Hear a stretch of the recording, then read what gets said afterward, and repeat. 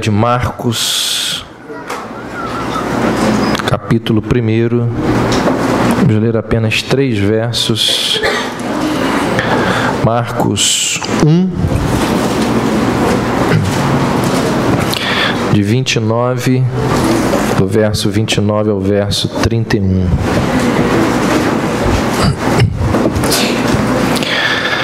Depois de sair da sinagoga, Jesus foi para a casa de Simão e André, acompanhado de Tiago e João. A sogra de Simão estava de cama, com febre, e logo lhe falaram a respeito dela. Então aproximou-se, tomou-a pela mão e a levantou. A febre deixou e ela começou a servi-los. Vamos orar? Senhor, conduza os nossos corações, as nossas mentes, pensamentos, sentimentos, a Tua palavra. Ó Deus, tranquilize os nossos corações, faz silêncio, ó Deus, em nós, para ouvirmos aquilo que é relevante e é importante a cada um de nós. Em nome de Jesus. Amém. Peste bubônica, câncer, pneumonia, raiva, rubéola, tuberculose e anemia. Rancor, cisticirose, cachumba, difteria, encefalite, faringite, gripe, leucemia. E o pulso? Ainda pulsa. Hepatite, escarlatina, estupidez, paralisia, toxoplasmose, sarampo, esquizofrenia, úlcera, trombose, coqueluche, hipocondria, sífilis, ciúmes, asma, cleptomania. E o pulso? Ainda pulsa. Reumatismo, raquitismo, cistite, disritmia, hérnia, pediculose, tétano, hipocrisia, brucelose, febre tifoide, arteriosclerose, miopia, catapora, culpa, cárie, cãibra, lepra, afasia. E o pulso ainda pulsa. Se não me engano, foi Arnaldo Antunes que escreveu essa música, mostrando essa poesia que se transformou em música, mostrando a luta do ser humano diante de milhares de doenças que existem no nosso mundo, e ali o pulso, ainda pulsa. Em média, 50 milhões de pessoas morrem no mundo anualmente. 50 milhões é mais do que a população inteira do estado de São Paulo. Saber quantas pessoas morrem e a causa dessas mortes é algo fundamental para identificar os problemas e implementar políticas públicas de saúde mais eficazes. Por isso que a OMS, Organização Mundial da Saúde, exige, solicita aos países que saibam as causas das mortes, para identificar os problemas e implementar políticas públicas, saber do que o ser humano está morrendo, para estudar as causas e saber por onde agir. Quais são as principais causas de morte no mundo? Dados da OMS. Primeiro motivo de morte no mundo: doença do coração. Por ano morrem, em média, 7.300.000 pessoas, o que dá 12,8% do total das mortes. Segundo grande fantasma dos seres humanos, AVC.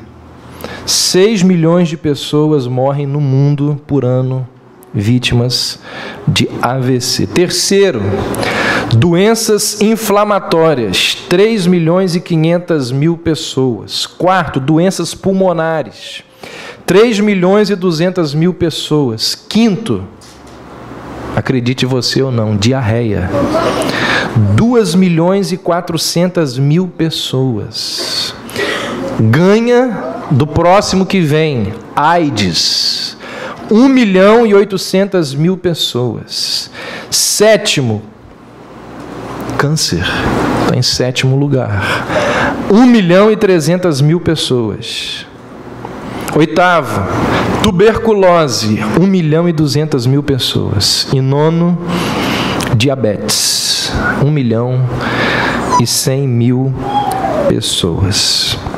Conquanto não entre aqui na lista de doenças, os acidentes rodoviários, eles ocupam o 10º lugar no ranking das principais mortes ou principais causas de morte no mundo.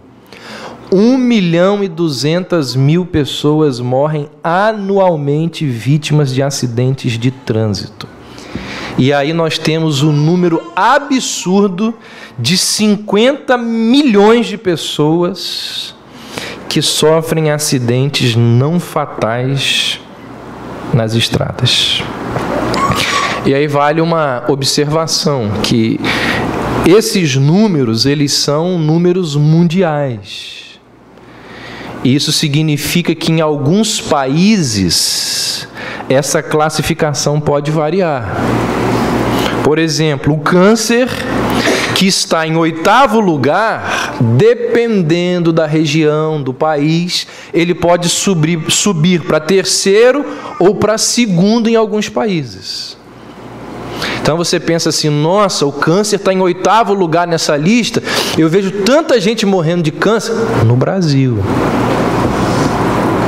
Mas existem partes do mundo que existem outras causas de morte, e aí então nós chegamos a esses dados aqui da Organização Mundial da Saúde. Gente, existem catalogadas mais de 8.700 tipos diferentes de doenças no mundo.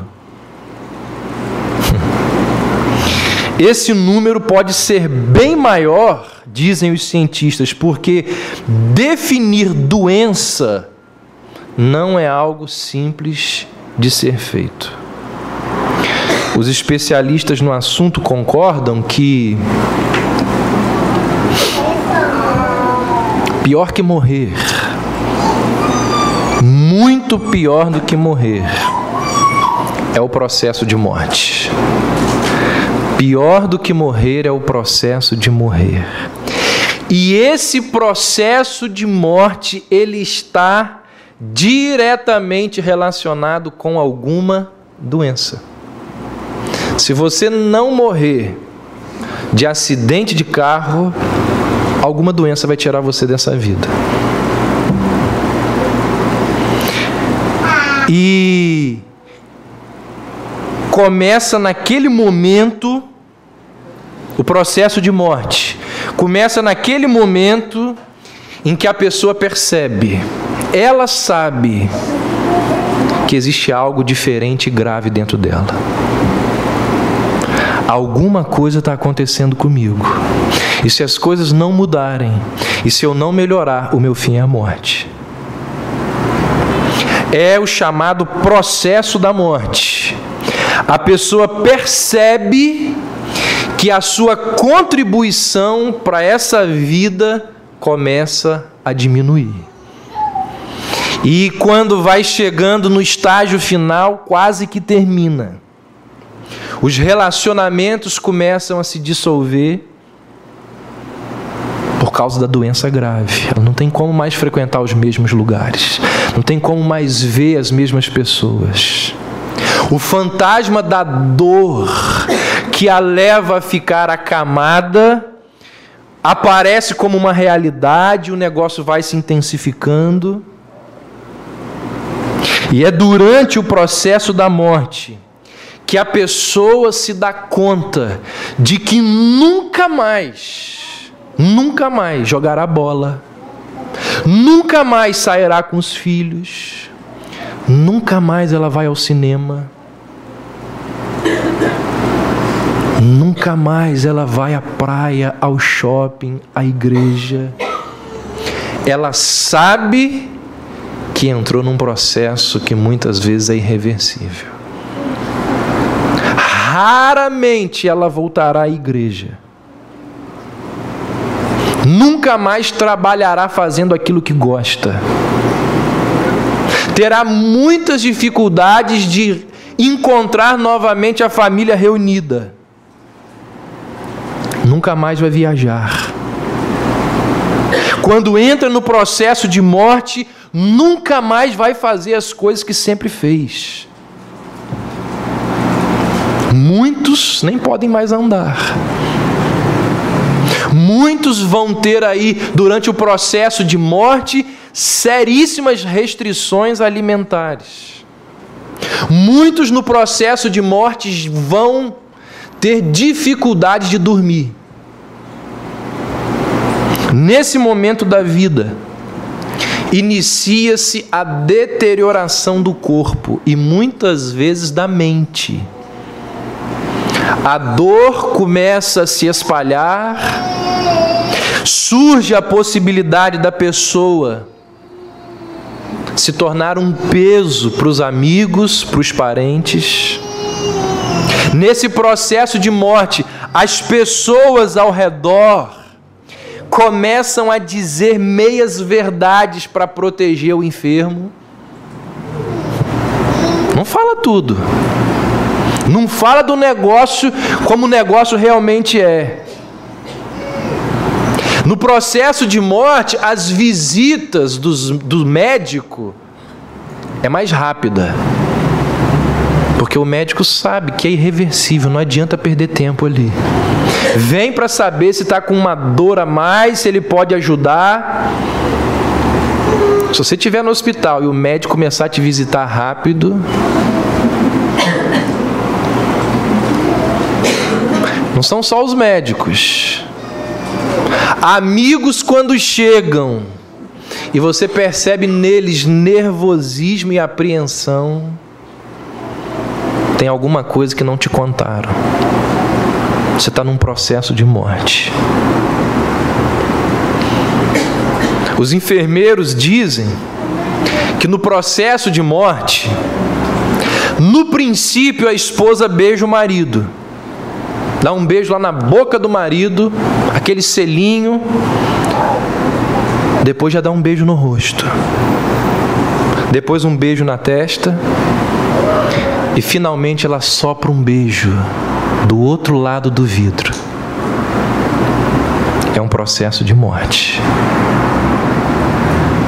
É por tudo isso que aqueles que estão prestes a morrer, eles têm mais medo do processo de morrer do que da própria morte. Eles vão dizer, olha, enfrentar 6 meses, 1 ano de uma situação como essa é algo complicadíssimo. E esse processo onde a doença é irreversível e a morte certamente virá, dizem os especialistas que na cabeça do paciente acontece através de 5 estágios. O primeiro deles é a negação. A pessoa se recusa a acreditar. Quando ela percebe que não tem jeito, surge o segundo, que é a raiva. Depois vem a barganha, a depressão e, por fim, a aceitação. Não tem jeito. Eu sei que eu vou partir. Gente, o texto que nós lemos do Evangelho de Marcos tem algumas curiosidades e boas aplicações às nossas vidas sobre esse negócio que nós tememos muito, chamado de doença. Doença. Mas antes da gente falar das doenças, vamos rapidamente ver ou citar rapidamente algumas curiosidades do texto. Primeiro, O texto nos mostra que a sogra morava com Pedro. Viu? Pode ser que em alguns casos isso seja possível. A sogra morava na casa do cara. Outra coisa que o texto mostra: sogra não tem nome. O que custaria citar o nome da mulher? Né? Falou a sogra de Simão. Não poderia falar o nome da bendita? Outra curiosidade interessante: Jesus também ama e tem misericórdia das sogras. Viu? Foi lá e curou a sogra. E a mais importante dessas três aqui, bobinhas: Pedro não era solteiro. Viu? Algumas pessoas defendem o celibato dos padres, falando que Pedro era solteiro. Completo desconhecimento bíblico. Eu me lembro que na faculdade de História teve uma professora lá que ela falou que os padres não deviam se casar porque Pedro era solteiro. E aí, na mesma hora, eu virei e perguntei assim: Jesus curou a sogra de quem?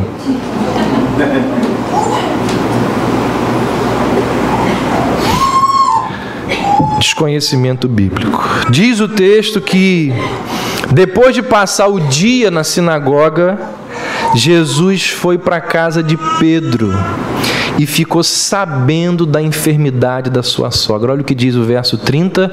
Logo lhe falaram a respeito dela.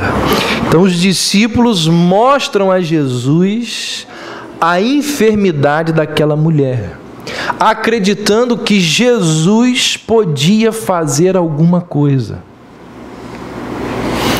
Irmãos, sem dúvida, é óbvio que nós precisamos recorrer aos médicos, aos remédios, aos hospitais.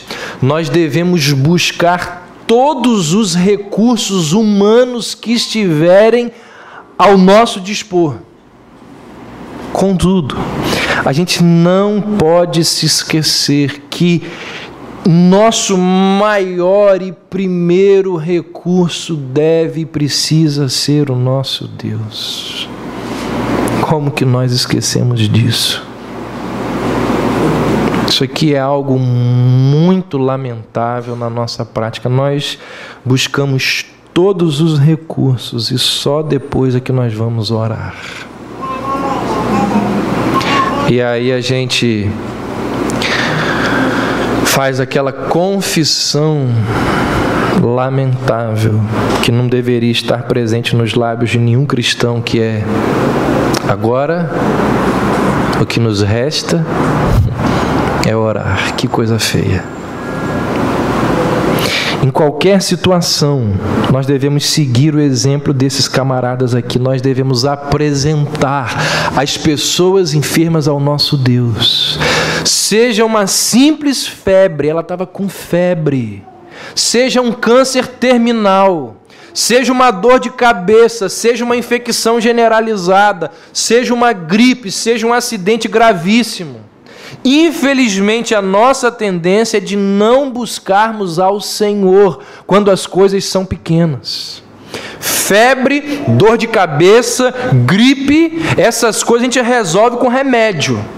Câncer, acidente, coisas que estão fora do nosso alcance, aí nós buscamos a Deus.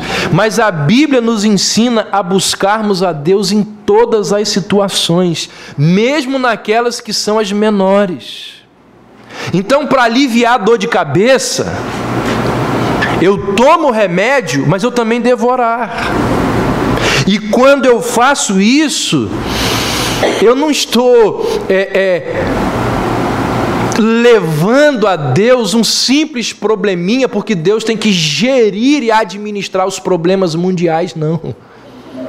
Aí eu vou orar por causa de uma dorzinha de cabeça. Deus tem problemas muito... Vai sim. Porque Deus, disse Agostinho, cuida de cada um de nós como se não tivesse mais nada para cuidar, cuidando de cada um como se fosse o único nesse mundo. Então a gente toma o remédio e a gente ora. A gente envolve Deus em todas as circunstâncias das nossas vidas.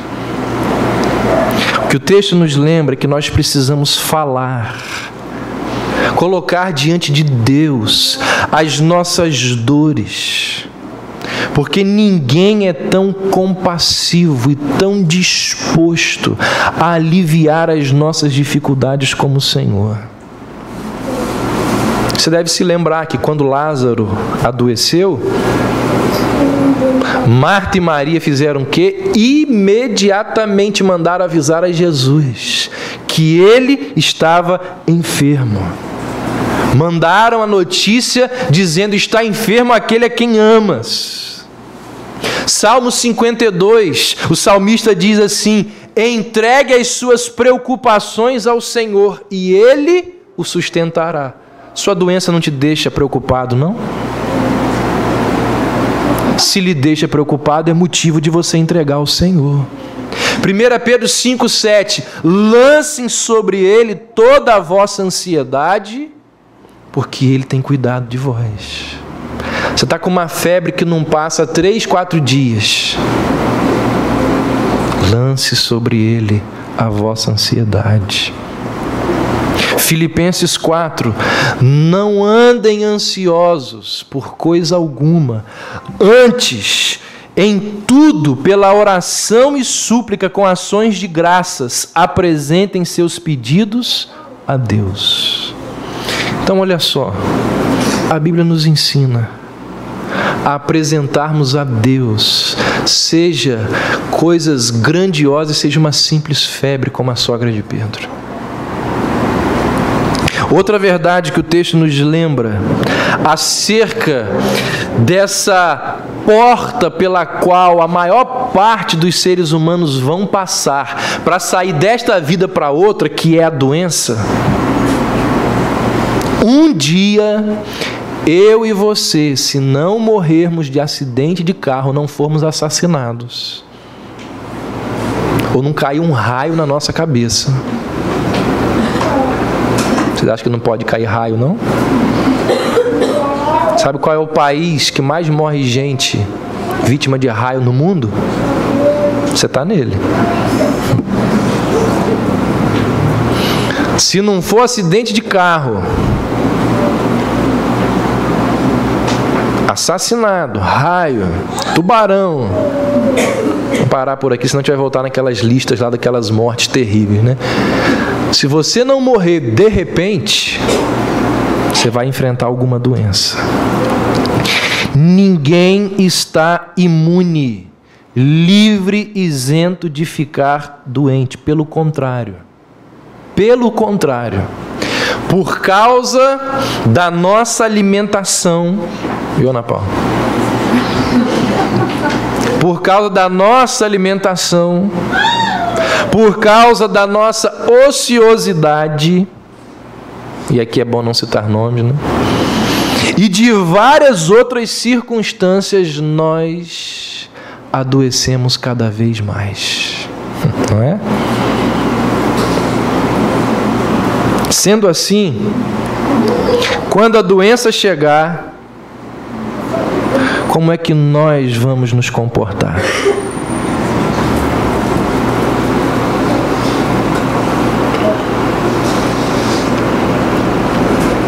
Meu irmão já falou várias vezes assim para mim: eu tenho certeza que você vai morrer de câncer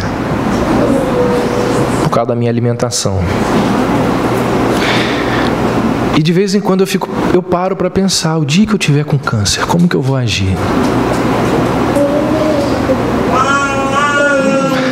Que não seja câncer, que seja uma doença grave. Como que nós vamos, irmãos, nos comportar?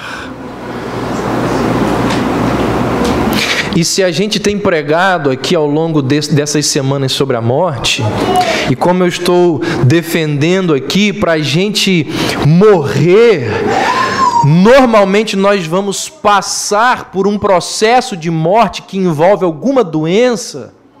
É sábio da nossa parte, é prudente pensarmos não só naquele momento final, naquele ato final, mas também no processo da morte. Como nós vamos nos comportar nas semanas finais, nos meses finais, quando estivermos de cama? Será que sabemos nos comportar quando a doença chegar? Diante dessa realidade, o que é que a Bíblia tem a nos dizer sobre esse negócio terrível chamado de doença?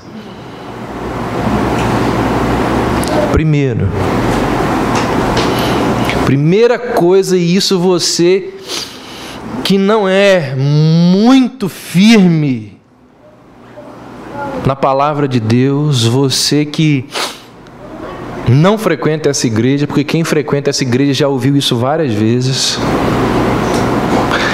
Você que não é muito alinhado com a fé reformada, preste atenção. Doença não é sinal da ira de Deus. Quando Lázaro estava doente, as irmãs de Jesus disseram assim: está doente aquele que tu amas. Doença não é sinal da ira de Deus, porque num país neopentecostal e pentecostal no qual nós vivemos, é muito fácil nós ouvirmos o seguinte discurso: você não dá dinheiro na igreja, você vai dar na farmácia. Deus vai deixar você doente porque você não é fiel para com Ele. Isso não é verdade. Doença não é sinal da ira de Deus. Lázaro era um cristão e estava muito doente. E sobre ele foi dito que Jesus o amava. Então perceba, doença não é um sinal da ira de Deus. Pelo contrário, muitas vezes ela é intencionada para o nosso bem. Todas as coisas cooperam para o bem daqueles que amam a Deus. Deus disse lá a Satanás sobre Jó, que ficou gravemente enfermo: ele é reto, íntegro, temente a mim e se desvia do mal, mas ficou enfermo. Então, quando você estiver enfrentando uma enfermidade muito debilitante, não deixe os seus pensamentos carnais, não deixe ninguém como os amigos de Jó que vêm te visitar, não deixe Satanás colocar na sua cabeça que aquele momento de debilidade física é sinal de que Deus está irado com você.